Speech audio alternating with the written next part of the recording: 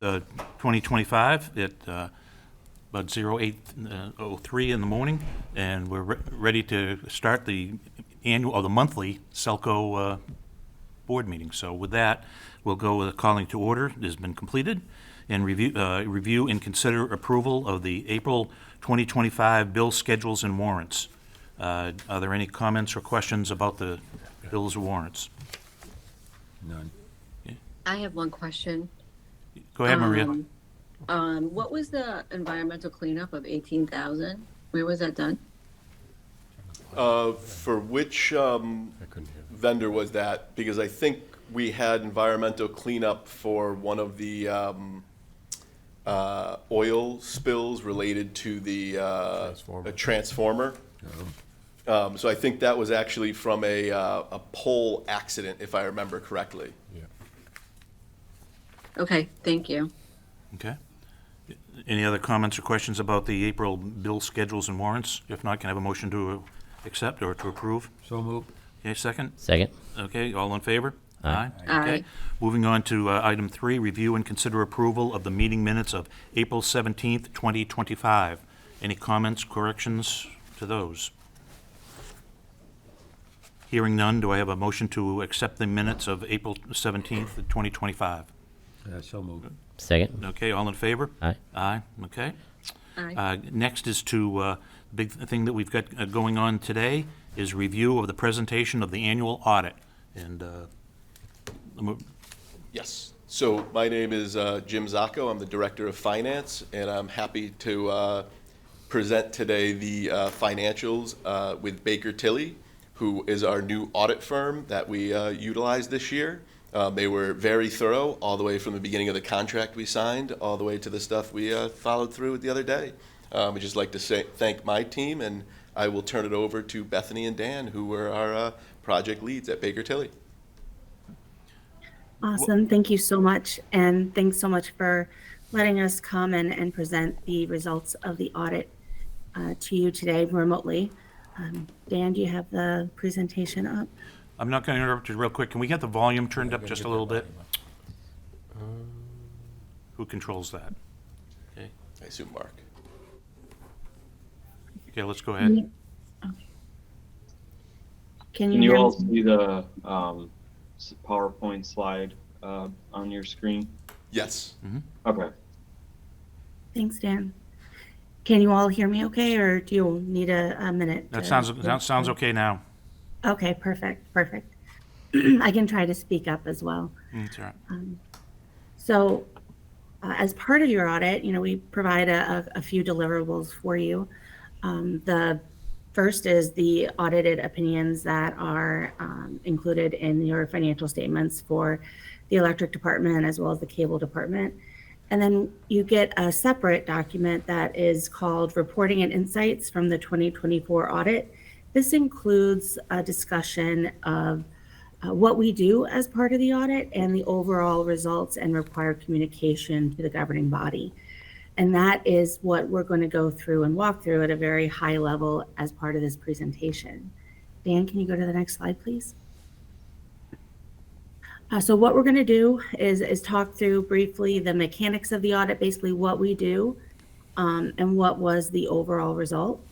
And then we're going to touch briefly on that required communication, some upcoming accounting standards that are out and will be effective for you in a future year. And then, of course, we're here to answer any questions that you have related to the financial statements, as well as that required communication. So first off, I wanted to introduce ourselves. Both me and Dan are part of Baker Tilly's energy and utility team. So we do work exclusively with energy and utility municipalities. I was the principal on the engagement and overall signed the report and am responsible for the overall quality of the audit. I'll go ahead and let Dan introduce himself and then let him take it over for the first part of the presentation. Thank you, Bethany. Just a quick introduction of myself. Dan Lay, I'm a director with Baker Tilly. My role in the audit was more so overseeing the work and sort of being a conduit between the SELCO staff and our team and sort of leading the day-to-day mechanics of the engagement. And I think your team did a great job, and they're great to work with. But I'm going to kind of kick things off here and just go through a few slides and then hand things back over to Bethany. But first of all, just kind of to set the table, what's our role or what's our responsibility as your independent auditor? And obviously, our main role is to provide you an audit opinion as to whether the financial statements are free of material misstatement and accurately presented. To do that, we do have to plan and perform risk assessment procedures as part of the audit. And a big part of that risk assessment procedures is understanding your internal control structure, your internal control cycles over key transactions and such. So we do that for the purposes of designing our audit procedures, knowing where we need to spend the most amount of time, where we need to attack more, and we do that based off of levels of risk in our risk assessment procedures.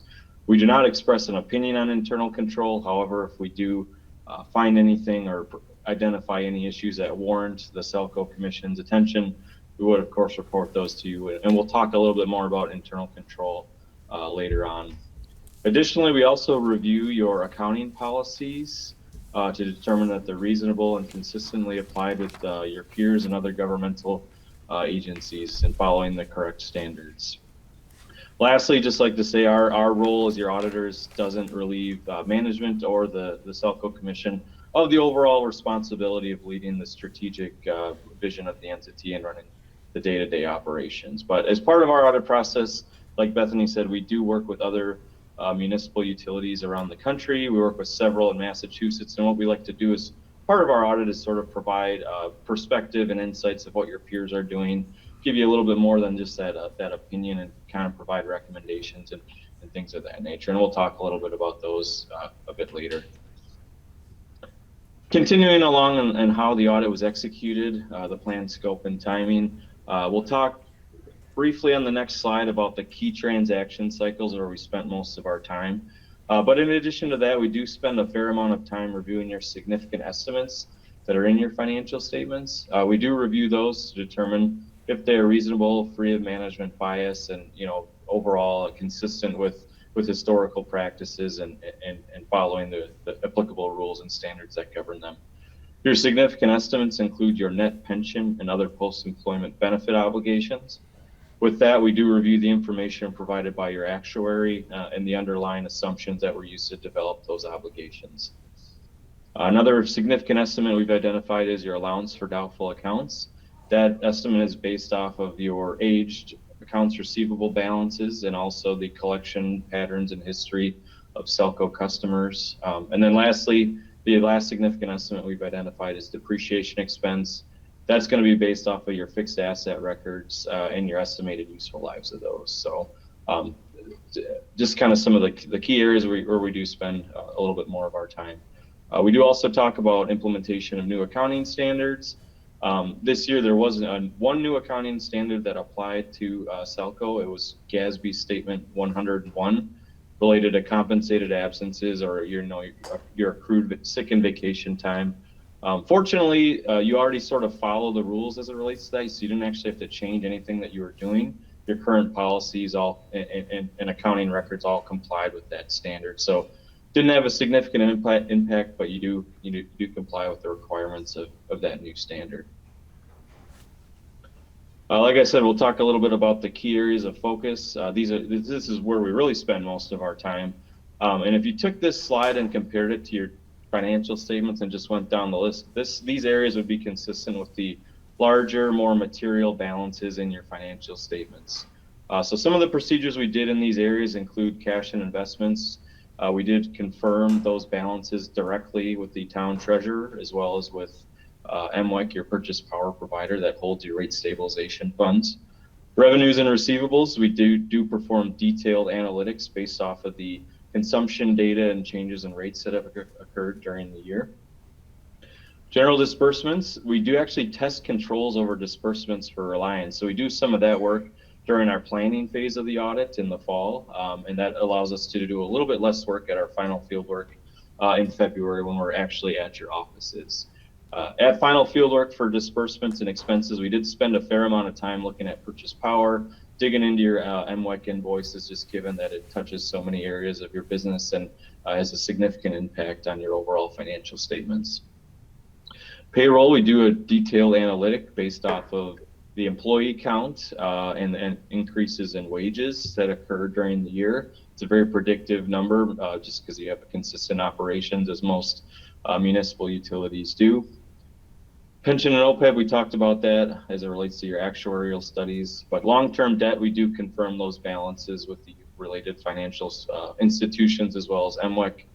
And then lastly, capital assets and depreciation. We spend a lot of time there vouching your capital asset additions, fixed asset records, and recalculating those depreciation estimates based off of useful lives. All of these areas sort of feed into the financial reporting and the required disclosures. That's part of those documents that Bethany had mentioned before, the 2 sets of financial statements that you did receive. And I have one more slide and I'll hand things back off over to Bethany, but put this in there as with it being our first year as the auditors, for better or for worse, Jim may say, we did provide a fresh look. So we did do a very deep dive to really gain an understanding of your organization and how things function. And our overall conclusion is you have a great, strong team that knows what they're doing and has a strong handle on their records. But we just need that a little extra time to kind of get to know that and get to know how things work, the mechanics of your transaction cycles and such. So we did also, as a result of that, did revamp some disclosures and sort of cleaned a few things up, as it relates to your footnote disclosures and your statement of cash flows. But overall, I think the end product was a great result. And I think, like I said, your team is very knowledgeable about your business and knows your organization forward and backwards. So with that, I will hand things back off to Bethany to finish us off. Thanks, Dan.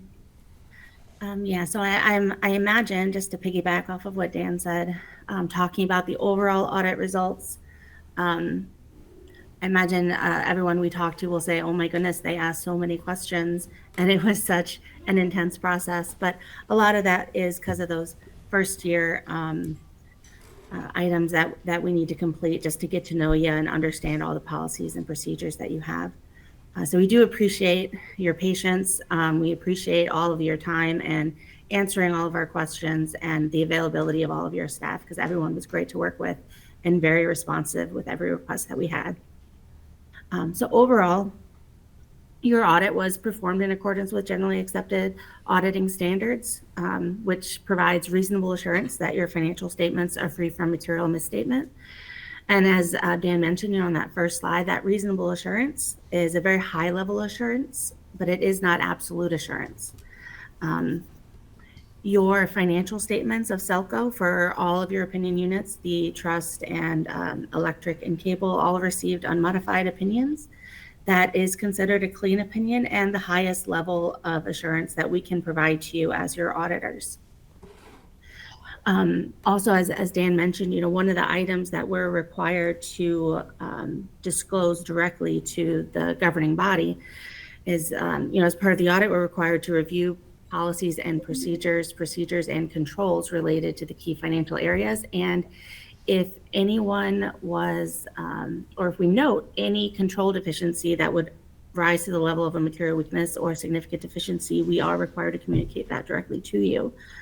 And we have one noted, I don't know, Dan, if you want to go to the next slide, related to financial reporting.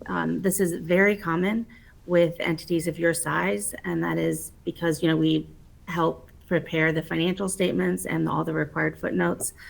And occasionally will likely help with implementation of new accounting standards, which was not needed in the current year. But as you can see in that last paragraph there, basically it does say that, obviously SELCO is very good at processing all of their daily and monthly and weekly transactions, but just relies on us to help prepare the year-end financial statements, which again is very common.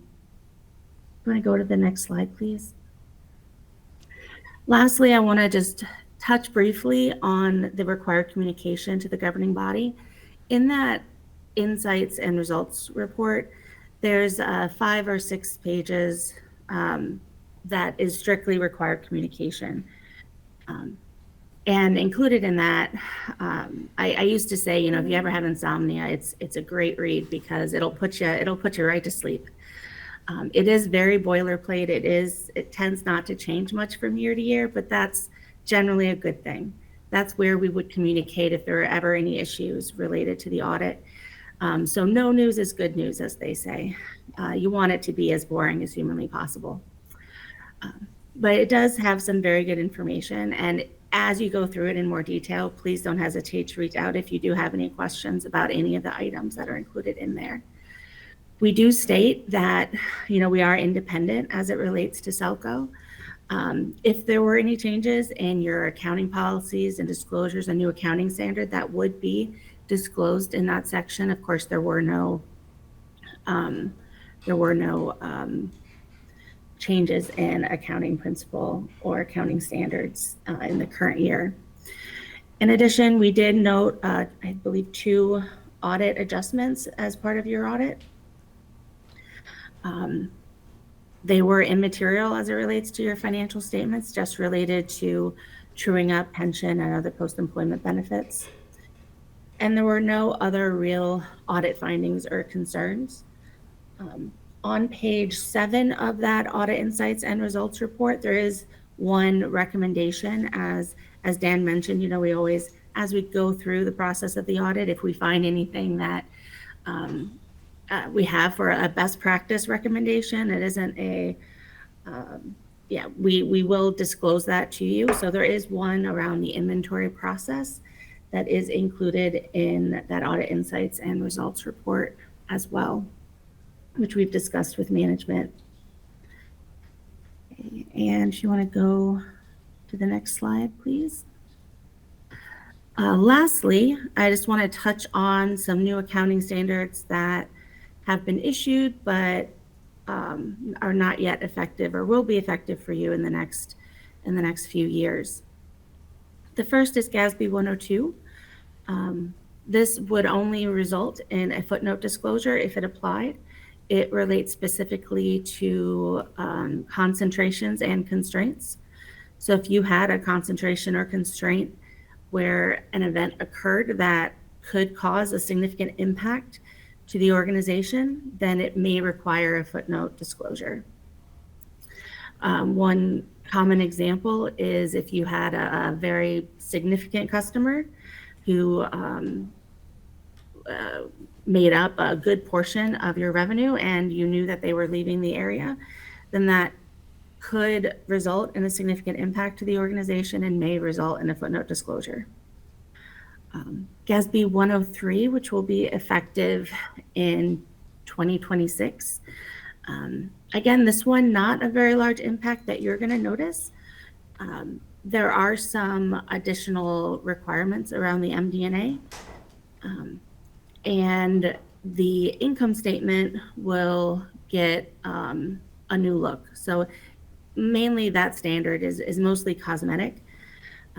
They define what non-operating revenues and expenses are, and everything else is considered operating. So you may see a few things move sections. And then they created a new section for non-capital subsidies. So things are going to look a little different, but it doesn't impact the overall debits or credits or the underlying change in net position that you have. Okay, you want to go on to the next slide. As always, there is a link in that Audit Insights and Results report to additional resources on our website. It's all free. Just like to point it out in case you ever have any questions. Also, there's some free webinars related to new accounting standards as well. And then we're happy to answer any questions that you have. Thank you again for all your time. And I also want to thank again all the staff at SELCO for helping us with this audit. I know, we spend a good amount of time, especially in year one, putting everything together and asking all the questions, and they probably spend 3 or 4 times the amount of time just getting everything to us. And we really appreciate all their time and assistance. Everyone was really great to work with, and we are really happy to start this relationship with you. Thank you. That's good. Any comments or questions from any of the board members? Maria? No, I'm good, thank you. I'm sorry, nothing? No, she's all set? Okay, great. Anyone else? And just to kind of talk to the two items, it's the same two items we've had on the audits as flags the last couple of years. So the not just doing our own report, it's, as you guys already are aware of, we do have plans at some point to bring those internally in-house, but you're looking at a 2 or 3 year time frame to build all that and make sure we have it. And then we're still working on correcting our inventory issues, and I think a lot of that will finally be a non-issue once we get into our own space in like a new building type setup. Defined areas. Yeah, reading the one on the inventory, I was also the impression with the amount of work that we have going on with the cable, with fiber installation and whatnot, and the voltage change on the, on the lines, transmission lines and whatnot. There's been a lot of material to keep accountable, plus Yes. the doing away with cable. I'm not sure how many of those, how much we keep track of all the old boxes as well, and so, Yep. I mean, I can just, even with even with bringing on an extra person, I can understand that it's pretty busy down there. Yeah, and what we're doing too is we're trying to expand our inventory into the proper items. So instead of saying, okay, this is an inventory, we don't have to count it, we'd prefer to have it as inventory so it's included in the what I'll call kind of automated and integrated processes. So this way it makes sure that if, a third party, we're doing a build out for them, we're charging the appropriate fees and stuff like that. Okay, great. If we don't have anything else, we thank you very much for your time. And seeing you're an hour, are you guys an hour behind us? So you had to get up a little bit earlier, or how's that all work? Yeah, that's okay though. Anything for you all. We appreciate your time. Well, thank you very No much. better way to start a week. Yeah. Look forward to seeing you next year. Thank Take you. care. Thank you guys again. Okay, with the presentation of the annual audit complete, we'll go to item 5, review and consider approval of the 2024 DPU report. And who's going to discuss that with us? So I can discuss it. It's just basically the report that we provide to the DPU, and it comes directly from our financials. Yep.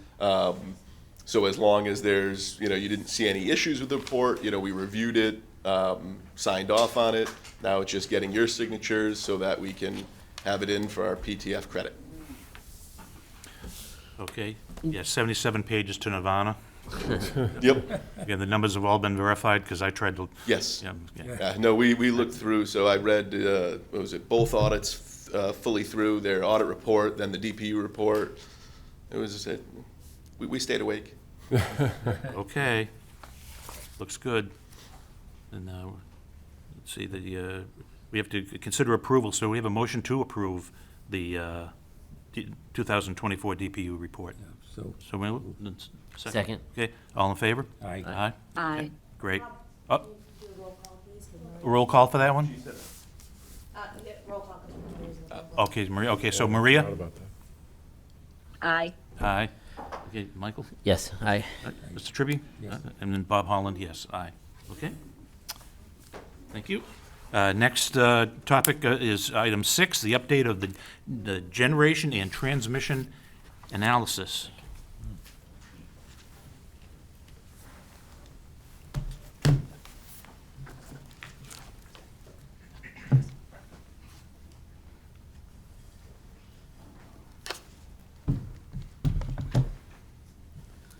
Good morning.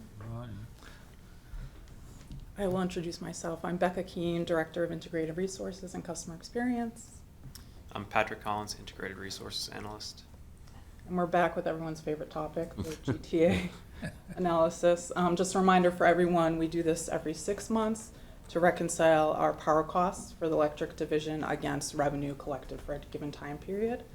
I'm going to do the punchline just first. So you'll see from the memo that despite an under collection for the analysis period, we are recommending not to implement a new GTA charge, but to instead leverage rate stabilization fund money that we transferred last year. So Patrick did this analysis, so I'm going to let him go over the details quickly. Sure. So this modeling included a look back into the full calendar year of 2024 for actuals, and also a look ahead forecast to 6 months of 2025, January through June.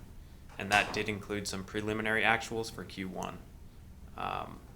So we were about 5% under collection through last year, around 1.3 million. And then the 6-month forecast is an 8% under collection, around 1.1 million. And that totals up to a 6% under collection, or around 2.5 million. The main drivers for this was higher than expected wholesale energy costs, and behind that is higher than expected natural gas pricing and a bit higher demand for electricity. And January and February were particularly higher than expected. Comparing January 24 to this year of January, it was about 90% change increase, and then February was around 250% increase, so quite significant. And Yep. throw it back to you. That's all the detail. So the reason we're suggesting to use the rate stab fund is because you'll recall we transferred 4 million last year, so we have a pretty hefty sum there. And also we are hopeful that this rate increase that went into effect May 1st of this year will help mitigate continued under collection this year, although that's not a guarantee based on where these numbers have been. So that is why we're thinking right now, just use those funds, transfer them, and we should be okay for this year, hopefully. The 4 million we transferred was from the rate stabilization fund? It was collected through the GTA in 2023, put into rate stab last year. We anticipated we'd probably use it to reconcile 2024. That's what I thought. Yeah. Okay. Yeah. So the real motion would be to transfer from the rate stabilization fund to operating cash enough that would zero any opportunity to raise GTA. Yes. And I believe we have to do that under the next agenda item, right? I think we put it on separately. Separate agenda item. Okay. Yep, okay. So you're just giving us the update. And The we'll- update here, yep, then we Yep. can move to the next item. Okay, so let's move on. Unless there's questions. Nope. Okay. Hearing You none, let's should- go to the next agenda item, which is review and consider approval of the transfer from rate stabilization fund to operating cash. You should have a recommended motion there, Bob. I move to transfer 2.5 million from SELCO's rate stabilization fund to the operating fund to address the under collection of generation and transmission revenue in 2024 and early 2025, as was discussed in the generation and transmission adjustment analysis memo dated May 22nd, 2025. And I move to Second? that motion. Okay, and you second that? Okay, we'll do a roll call vote. Maria, on the recommendation Aye. to transfer from rate stabilization fund? Yep. Okay, Michael? Yes. Tony? Yes. And Bob Holland, yes. Okay, we're done there. Thank you. Thank you. And that's just because we're eager to get to the general manager highlights. Yeah, right. I appreciate that. Okay, so, Okay, for GM highlights today, we'll start with the two most local items. Article 31, I think as many or perhaps most know, Article 31, which was our effort to secure care, custody, and control, being the official term, of 248 North Quinsigamond Avenue for a potential future SELCO headquarters. That did pass a town meeting, which basically enables us to go through our further due diligence. That includes a survey, basically a site condition survey, and we also have received in designer bids, which we then in the coming week to 2 weeks will review and then select a designer. So a couple of things happening concurrently there, but basically none of that could have happened if we didn't have an actual piece of property to look at. So we greatly appreciate the town meeting support for this article, and it'll allow us to move forward. I wasn't at the town meeting, but did they talk about what we're gonna do with our, like a municipal garage? Is that gonna be used for the highway department or something? Yep, that question came up. So we don't know the specific end use. You know, we've worked with the town manager's office closely. It'll be used for something. Right. You know, that is a heavily used fueling station. Oh, yeah. And there are a variety of other space needs. The town manager did comment also that they did look at that for DPW use, and it's not quite big enough. But there's certainly other needs that could fit in that space. Yeah, I thought, having been at the town meeting and listening, it was, you know, it wasn't just a throw up there and everyone just voted, oh yeah, this is really what we want. I thought it was a very thorough shakeout, probably, 40 minutes or so of open discussion with a lot of questions, and maybe people's concerns were they were not familiar with the fact that the land that was granted to us for use for the new building would return to the town when we were done with it. We SELCO don't inherit it and can sell it off and, you know, and make a buku cash and split.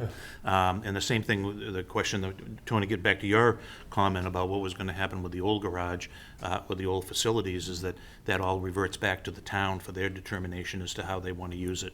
And given that you have Patton School at the corner there, that you need some parking, that you may have the ball field slant cricket fields that are there that might be for recreation. They may be able to use some of that for parking and/or for use for town employees, especially because of the fueling setup that was there. So, anyways, and people had all sorts of comments and questions about, you know, what was going to be included in the new 4.7 acres of land down there. You know, whether one person wanted to know whether the playground was included in part of the plan.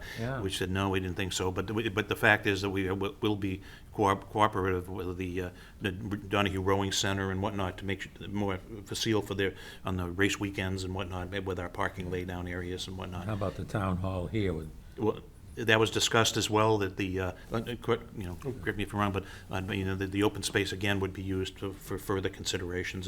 That SELCO is it's part of it the presentation was there'd still be a kiosk up here at the town hall where folks can do their trading in of their equipment and whatnot and do their sign up, so they can still do one stop, you know, bill I was paying and getting whatnot. that question. Oh, you gotta go all the way down there? No, they don't. No, we're gonna continue keeping the presence now. So whether or not it's where our old spot is, or we, you know, rotate around, but it'll open up a portion of the building for the town. And anyways, and then of course Parker Road was also discussed, in that all the head-end stuff that's going to be there is also going to move down to North Quinsigamon, and that would open up space. So potentially SMC could inherit that for additional office space for themselves, or the school department can use it. But the bottom line is that it does open up, you know, other areas that we've used across town. So it also helped us to save space, I think, as far as because of all the old cable racks that we had, that with the used get rid for of fiber that. and whatnot, is a lot smaller in the areas and whatnot. But anyways, I'm probably going way beyond what I that's needed good to. to know. But the bottom line was the folks at town meeting asked some very good questions, succinct questions about, you know, the future. And one I thought important question that was asked by one of the members was, would we SELCO have to come back to town meeting for anything else down the line? And the bottom line is no. I mean, we will now, we have it, they will transfer the property, and then we internally, as SELCO, will take, we can still take community input, but it won't go to town meeting, and we don't have to go and have them approve funding and whatnot. I'm sorry to have gone any further than I should have, but, okay. That's what I saw that night. Yeah, Yep. That was a great summary. yeah, I guess. Yeah, so that's exciting. And then just, I guess, a reminder, refresher, what have you. Article 42, this is just an interesting thing, should you ever need it for Jeopardy. But last town meeting, we had passed the undergrounding bylaw, which essentially codifies our undergrounding practices, and essentially, once an area is underground, it stays underground, and it reduces the potential for conflicts and gradually migrates us in that direction. You know, there were finance committee hearings, select board hearings, there were all multiple public hearings. But just to add some color to why it was brought back again this year, I did not know this, I'll be the first one to admit. This Mass General Law, Chapter 166 provision requires that the planning board specifically hold a hearing for this specific purpose. I didn't realize that this type of bylaw has a specific call out. So that was what caused this year-long delay, that we had the planning board actually hold their official hearing, and then it went back to town meeting and it passed again. But Yeah, and that was caught because after last year's annual town meeting, the town clerk submits minutes to the state, and the state actually came back in their review of the minutes from town meeting that what had been approved is that hearing had not occurred. So we were basically doing an administrative correction for this one, and that flew pretty quickly. Yep. So that is that one's covered. So then. Shifting gears to more regional news, trying to support some of the things we've talked about. We had our GTA and rate stabilization discussion. I always try and include articles that kind of add context to either what we've seen or what could be coming in the future. So this one, not to go through each one necessarily, but this one I thought was particularly interesting, where for the first time we did ISO New England did a peak demand 20-year forecast. You know, that's hard to do, especially with the changing landscape on heat pumps and EVs, and who knows what humans are actually going to do. But either way, it just throws in some statistics there that we will see significant load growth. Where's the, oh yeah, it's, summer peak is expected to increase about 30% through 2045 in the latest forecast. So I find that interesting, just as an interesting talking point. SELCO's all-time peak was in 2006. I believe sometimes I get that confused with the regional peak, but everyone was around the same time frame. But 2006, and it was about 20% or so higher. So it's one of those things where, you know, over time, over the last 2 decades, you know, through efficiency and distributed generation, the load has actually decreased, and we're going to see an uptick back to where we used to be 20 years ago. Due to Electrification. electrification? Oh, people switching from, Yeah. That peak affects the rate for the whole year, right? That peak does affect the, so there's 2 things, not to go into too much detail. I found it fascinating. If I have a few copies, but if you look back, there were some brochures from the first 50 years of Shrewsbury. And there's 2 things. There's demand, as we talk about here, peak demand increasing 30%, but there's also the kilowatt hour consumption, which is looked at a little bit differently. And why I bring up the 50-year history is that kilowatt hour consumption actually helps us, because now you can spread out those infrastructure costs over a wider bandwidth of, not to use a cable term, but of usage, and therefore, you know, that bulk use lowers cost for everyone. It's the demand component that you have to build the system for that generates that infrastructure cost, because you have to build to suit the demand. And so one of the things, to your point, is it will help. The more people that electrify, the more kilowatt hour consumption will come into play, and therefore the lower the rates or the financial strain on the full body of customers would be. And that's what actually you see in the 50-year report from 1958. There was a big trend of electrification in a much different way than it is today, but rates were actually going down because more and more people were using electricity. So you can see that in the 50-year report. It's pretty neat. So let's see. And then in that theme, you know, generation is the biggest difference from, say, the last 20 years. So I throw in some tidbits there. Public power at Tennessee Valley Authority, TVA, is the first that they are seeking a permit for small modular nuclear reactor. That's one that folks have been looking at to help meet the rapid increases in electric consumption. The other one, aside from electrification, is also AI and the data centers. You know, we have not seen that in the Northeast. I'm not sure that is a permanent situation, but certainly that is a significant load consideration if those were to come in this area. Just some other cost increases. You know, we'll see with where the resources go. I throw in some regional, you know, with just dynamic markets and whatnot. You know, that's why we look at this GTA on a more regular basis. Some predictions show, you know, 26, 19% increases in some areas. So we keep an eye on that closely.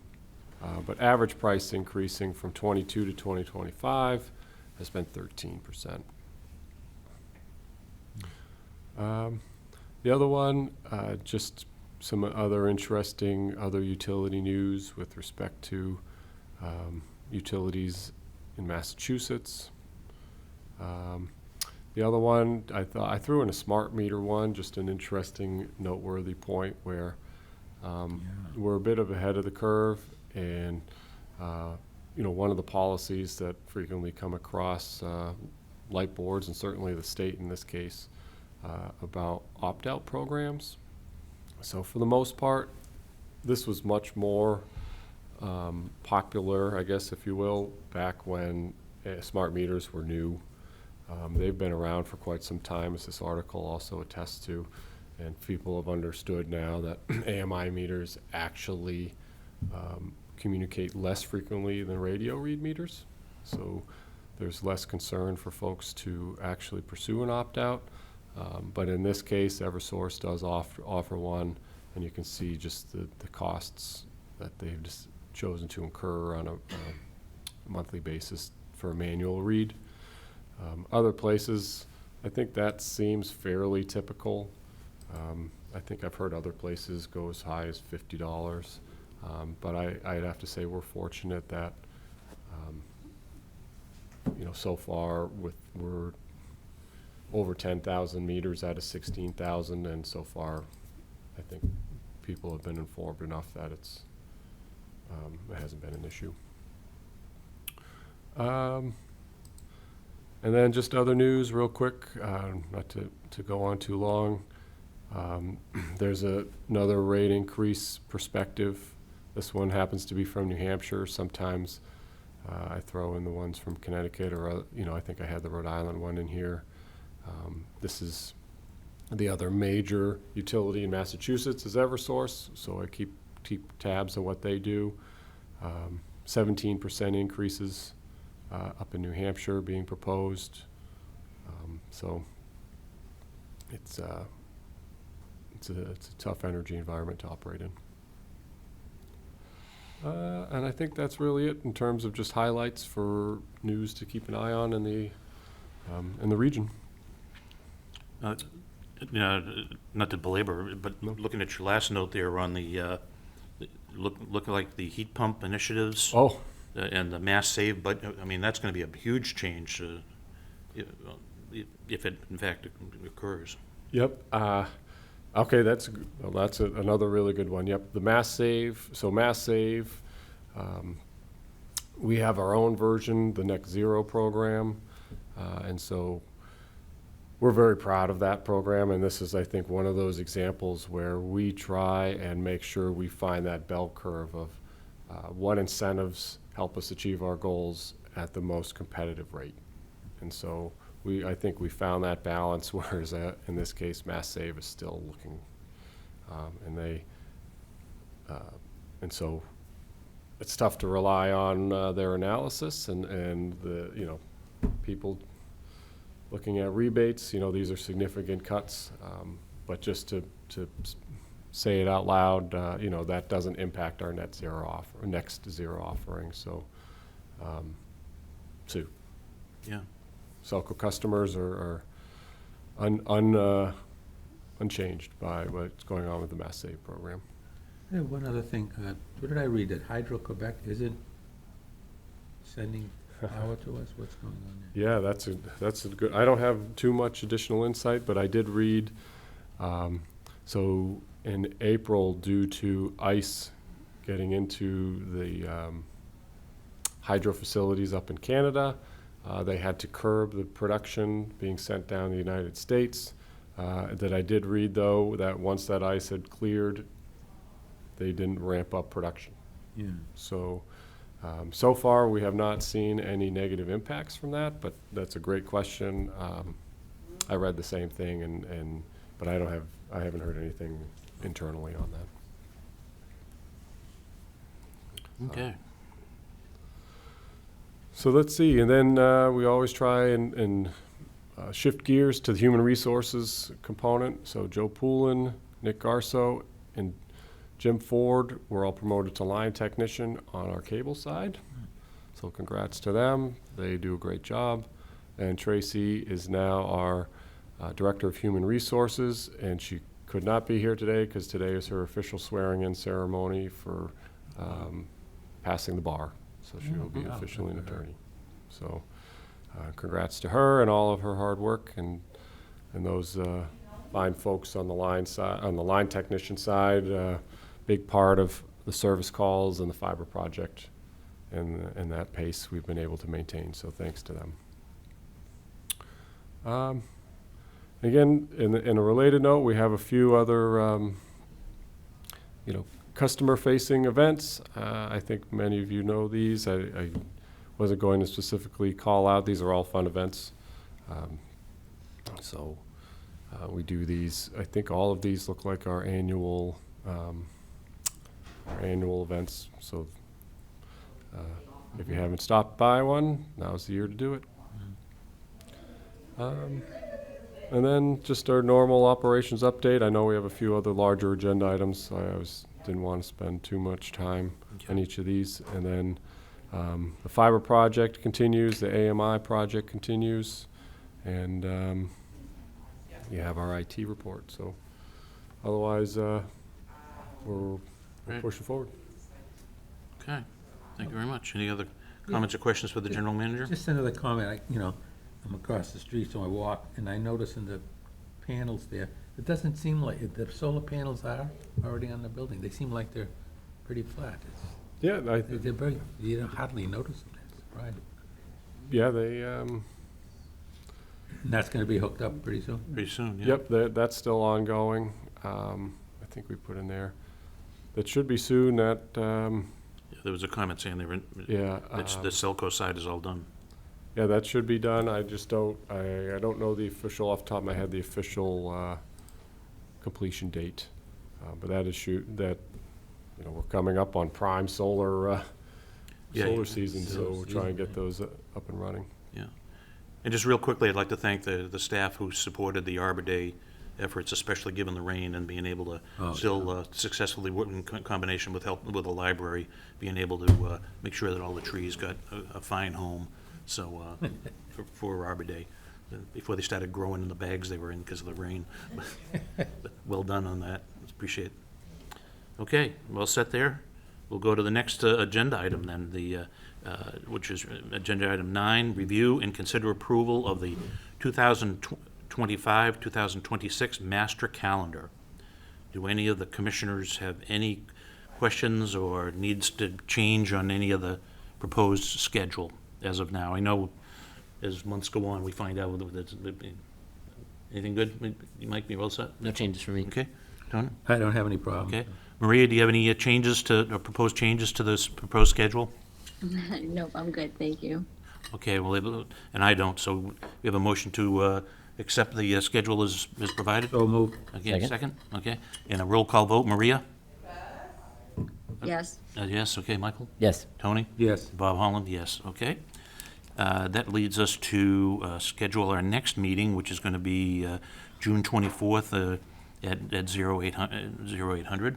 I don't think we have to vote on that, we're just going to do. Now, the next thing we're going to do is we're going to move to adjourn. We'll do a roll call vote to adjourn, but we're going to adjourn, but then to go into executive session, and then we're going to come back from executive session and back into open session. So with that said, I'm not sure there's any specific reading for that. I'm just going to make a proposal that we, pardon? Yeah, we'll do a roll call vote to adjourn, to return to open session following executive, okay? And with that said, Maria? Yes. Okay? I'm sorry, are we voting on to not return to this? We will revert, we We are will return returning? open, Okay, yep. yes. Yes, okay, Tony? Yes. Okay, and Bob Holland, yes, okay. So as of 8:52, we have gone to executive session. Thank you.